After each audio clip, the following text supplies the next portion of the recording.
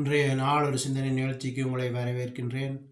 இன்றைய நாள் ஒரு சிந்தனை நிகழ்ச்சியில் நாங்கள் பார்க்க போவது, ஒரு மனிதனுக்கு கடவுளுடைய கோபம் இருந்தால் அவனுக்கும் அவன் குடும்பத்துக்கும் 3 விதமான இழப்புகள் நேரிடும். ஒன்று பண செலவை கொண்டு வரும். தேவையில்லா செலவுகள் அடிக்கடி வந்து அந்த பண செலவை கொண்டு வரும். 2வது வியாதியை கொண்டு வரும். ஏதாவது ஒரு வியாதியை கொண்டு வரும். அது மருந்தெடுத்தாலும் போகாது, அப்படியே இருந்து கொண்டே இருக்கும். எத்தனை ஆஸ்பத்திரியில் போய் காட்டியும் எத்தனை டாக்டரை பார்த்தாலும் அது சுகமாகாது.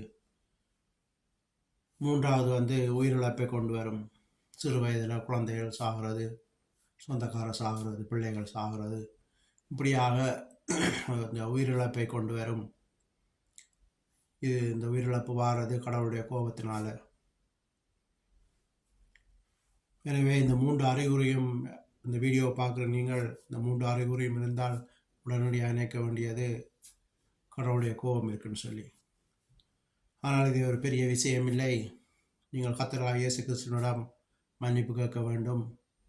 இயேசுவே, எங்கள் பாவங்களை மன்னிங்கள், பரம்பரை பாவங்களை மன்னிங்கள், எங்கள் குடும்ப பாவங்களை மன்னிங்கள் என்று ஒவ்வொரு நாளும் அடிக்கடி கேட்கும்போது அவர் இதிலிருந்து விடுதலையை தருவார். உங்கள் சந்ததி பழகி பெருகும். இப்போ உங்களுக்காக நான் செபிக்க போகிறேன். நன்றி ஏசப்பா, நன்றி, நாளுக்காக நன்றி. இயேசுவின் நாமத்தினால் செபிக்கிறேன். ஏசப்பா, அந்த வீடியோ பார்க்குற சனங்களை யாராவது இவர்களுக்குள்ள இப்படியான 3 இழப்புகளும் இருந்தால் அவர் குடும்பங்கள் பாவங்களை மன்னித்து அவர்களை விடுதலை ஆக்குங்கள். அவங்க பாவங்களை மன்னிங்கள். அவர்கள் நோய் நொடி இல்லாமல் சந்தோஷமான வாழ்க்கை, சமாதானமாக வாழ வேண்டுமாக இயேசு கிறிஸ்துவின் நாமத்தினால் செபிக்கிறேன் நல்ல பிதாவே. ஆமேன், ஆமேன், ஆமேன்.